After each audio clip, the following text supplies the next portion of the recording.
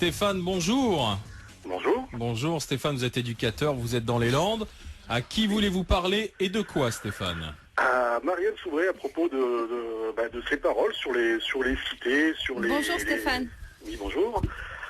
Voilà, moi j'ai écrit un mail au départ pour dire que j'étais pas d'accord avec vos propos et il faut arrêter de déresponsabiliser les gens, de les victimiser et trouver toujours des excuses, quoi. Quelles excuses? Alors là, excusez-moi Stéphane, hein, mais il me semble que moi j'ai été extrêmement claire.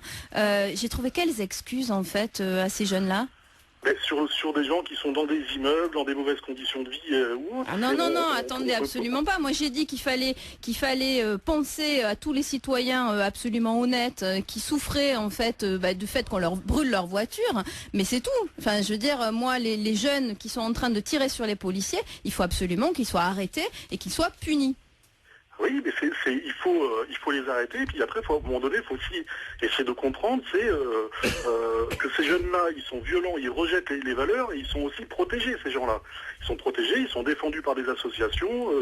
Rokhaya Diallo, la présidente des Indivisibles, elle a écrit un brûlot dans l'IB. Absolument.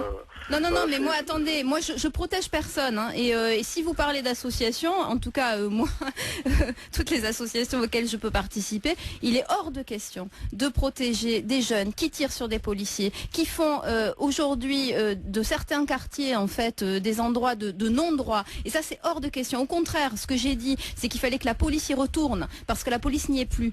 Donc je vois pas en quoi j'aurais trouvé des excuses à qui que ce soit. Qu'est-ce qui a provoqué l'état de délinquance aujourd'hui? Est-ce qu'ils sont victimes de la société, du milieu dans lequel ils ont grandi, de la zone dans laquelle ils ont grandi ou pas? C'est la question qui mérite d'être posée aujourd'hui, à ton avis, Marianne. Victime du milieu. Alors attends, la pauvreté n'est absolument pas un facteur de délinquance et ni une excuse à la délinquance.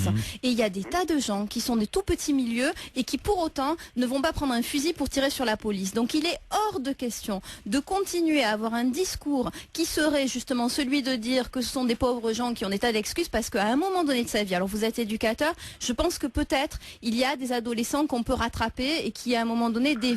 Mais à un moment donné de sa vie, on fait le choix de devenir ou pas un délinquant. Et à partir du moment où on a fait ce choix-là, eh bien, il ne faut pas s'attendre à ce que la société ne vous demande pas des comptes. Donc non, je pense que vous avez peut-être mal interprété ce que j'avais dit. Je me suis peut-être mal exprimée, mais je pense que nous sommes assez d'accord. Stéphane. Oui, mais j'ai peut-être mal interprété. Alors veuillez m'en excuser. Mais moi, je me souviens, j'ai été éducateur de rue dans un club de prévention dans une ville dans l'est de la France. 3 voitures qui brûlent. Le maire qui nous appelle et qui nous donne de l'argent, il faut amener les jeunes en sortie. Voilà, et c'est ce que je disais tout à l'heure.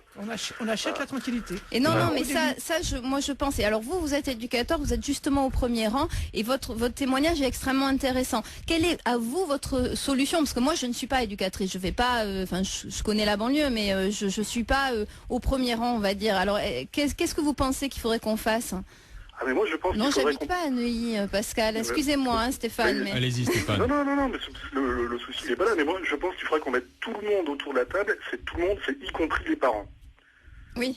Y compris les parents, et qu'à un moment donné, on arrête de dire aux gens, vous êtes des victimes, c'est la faute de l'État si vous êtes dans cette situation-là. On va compenser votre situation en donnant de l'argent pour des activités, pour des loisirs, pour des associations. À un moment donné, faut vraiment arrêter ça. Et vous avez une Malika Sorel qui fait partie du Haut Conseil à l'intégration, qui a écrit un très bon livre qui s'appelle Le Puzzle de l'intégration.